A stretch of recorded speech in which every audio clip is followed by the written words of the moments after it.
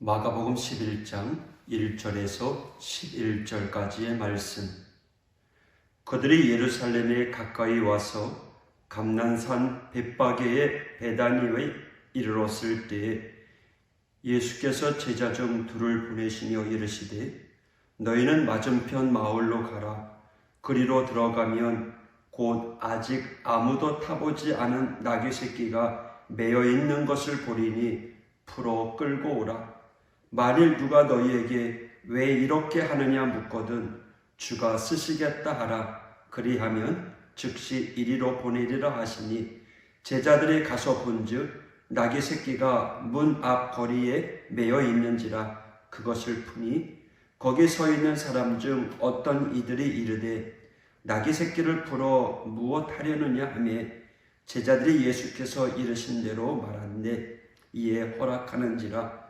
나귀 새끼를 예수께로 끌고 와서 자기들의 겉옷을 그 위에 얹어 놓음에 예수께서 타시니 많은 사람들은 자기들의 겉옷을 또 다른 이들은 들에서 벤 나뭇가지를 길에 펴며 앞에서 가고 뒤에서 따르는 자들이 소리 지르되 호산나 찬송하리로다. 주의 이름으로 오시는 이여 찬송하리로다. 오는 우리 조상 다윗의 나라여 가장 높은 곳에서 호산나 하더라.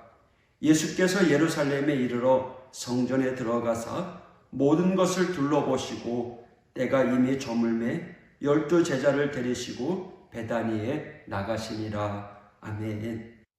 예수님께서 예루살렘에 들어가시다라고 하는 제목입니다. 예수님께서 예루살렘에 입성하십니다. 그토록 바라던 입성이었습니다. 제자들도 바랬고 사람들도 바랬고 예수님 자신도 바랐던 일입니다. 그런데 모두들 바랬던 예루살렘 입성이지만 우습게도 각각의 생각, 의도가 달랐습니다. 사람들은 예수님께서 예루살렘에 입성하시는 것은 곧 자기들을 해방이라고 간주했습니다. 당시 로마로부터 압제를 받고 있었기에 예수님께서 유대의 인의 왕으로 구세주로 예루살렘에 입성하면 로마를 물리치고 다시금 다윗의 시대와 같은 유대 왕국 전성기가 열릴 줄 알았습니다. 로마를 힘으로 밀어내고 옛 영화를 회복할 줄 알았습니다. 그래서 모두들 길에 나와 호산나 찬송하리로다. 주의 이름으로 오시는 이여 찬송하리로다. 오는 조상 다윗의 나라여 가장 높은 곳에서 호산나 환호합니다. 호산나는요 왕이여 구원하소서라고 하는 외침입니다. 백성들이 왕에게 환호하는 구호입니다. 그걸 예수님에게 향하고 있습니다. 여기에 제자들은 어땠을까요? 제자들도요 사람들과 같은 생각을 했어요. 그들은 거기서 한 걸음 더 나아갑니다. 예수님께서 예루살렘 성에 입성하시고 정권을 잡게 되면 자기가 얻을 이득, 이권을 마음속으로 셈하기 바쁩니다. 예수님께서 예루살렘에 들어가시고 권자에 올라앉게 되면 자기네들은 고생 끝, 이제 부귀영화의 시절이 온다라고 생각했을 것입니다. 그래서 예루살렘으로 올라가시는 그 예수님을 바라보면서 성으로 들어가시는 그 예수님을 바라보면서 흐뭇하게 바라보고 있었을 것입니다. 사람들이 열정적으로 환호할수록 그들의 기대감은 더욱더 커져만 갔을 거예요. 그러면 예수님은 어떻습니까? 예루살렘으로 들어간다는 것은 곧 죽음을 앞둔 일이었습니다. 십자가에서 처형되는, 그러나 그것이 그토록 하나님께서 원하셨던 인류 구원의 완성이었습니다. 그러기에 자신에게는 아픔, 고통, 희생의 길이었지만 성부 하나님께서 원하시는 길이었기에 기꺼이 그 길로 가셨던 것입니다. 주님이 가신 길은 분명히 한 길입니다.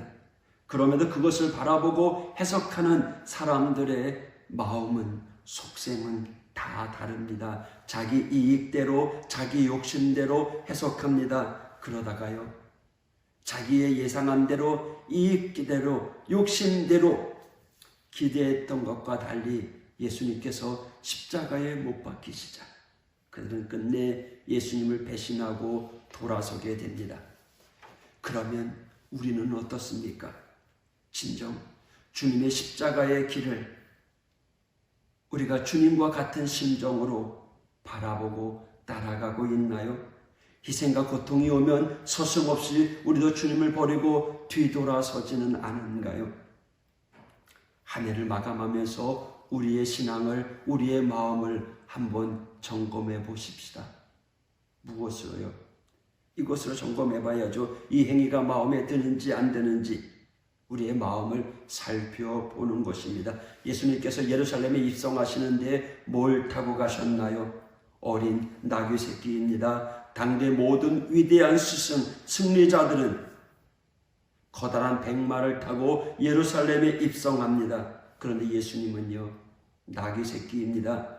나귀도 우스운데 그것도 어린 나귀 새끼입니다. 구약 성경 스가랴의 예언을 이루시려고 하긴 했지만 한편으로 생각해 보면 얼마나 우습습니까? 왜 예수님께서 나귀 새끼를 타셨을까요? 자신은 예루살렘 성에 들어가는 것이 정복자도 권력을 쟁취하는 자도 승리자로 들어가는 것이 아니라 평화의 왕으로, 겸손의 왕으로 낮아지기 위해서 그 길을 간다는 것을 가르쳐주기 위해서였습니다. 얼마나 겸손한 일이었습니까? 모두들 권세와 인기를 드러내고 백마를 타고 예루살렘 성으로 입성하는데 예수님의 모습, 그거야말로 코미디 아닙니까? 얼마나 우스꽝스럽습니까? 어쨌거나 우리 주님은 겸손의 상징인 나귀 새끼를 타고 입성하셨습니다. 여러분, 주님의 일을 하는데, 주님을 따라가는데 이만큼 겸손해질 수 있습니까? 이렇게 낮아질 수 있습니까? 주님이 원하시는 삶을 살고 봉사하고 섬기는 삶을 살아가는데 때로는 사람이 손가락질합니다. 그래도 묵묵히 그 일을 갈 수 있겠습니까? 사람들이 흉보입니다. 사람들이 이야기합니다. 그러나 흔들리지 아니하고 오직 주님의 길을 가실 수 있겠습니까? 오직 주님만 바라보고 살 수 있습니까? 할렐루야, 아멘 하신다면 잘하신 것입니다. 그러나 우리의 마음속에 갈등이 있고 글쎄요 라고 한다면 아마 우리는 예루살렘의 주민과 제자들과 다를 바가 없을 것입니다. 오직 축복, 오직 출세, 건강, 예수 믿으면서 주님의 길을 가는 것이 아니라 나의 이익을 위해서, 나의 건강을 위해서, 나의 기도 응답을 위해서 주님을 따라가고 있다면 그것은 잘못된 길입니다. 훗날 언제 배신할지도 몰라요. 여러분, 오직 우리는 주님만 바라보고 주님을 따라가는 믿음의 성도가 되길 원합니다. 주님께서 걸어가셨던 누가 뭐라 해도 흔들리지 아니하고 비웃음도 마다하지 아니하고 인류 구원의 길이었던 예수님의 길, 십자가의 길, 겸손의 길을 걸어가신 예수님을 본받아 우리의 길도 그 길이 되기를 축복합니다. 오늘도 주님의 마음을 헤아리고 주님의 마음에 기꺼이 동참하고 그 마음을 품고 살아가는 성숙한 성도가 되기를 원합니다. 또 우리가 며칠 남은 이 한 해를 잘 마무리하고 점검해서 새해에는 정말 더 열심을 품고 주님을 섬기는 우리 믿음의 사람 되시기를 주님의 이름으로 축복합니다. 기도하겠습니다. 하나님 아버지 감사합니다.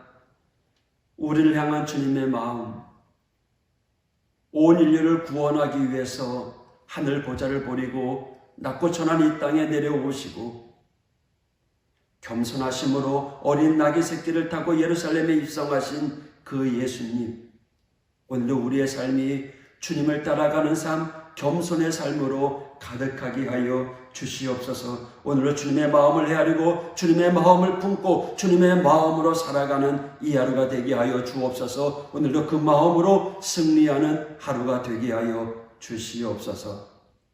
하나님, 오늘도 주님의 능력의 장중에 저희들을 붙잡아 주시옵소서. 예수님 이름으로 간구하며 기도하였습니다.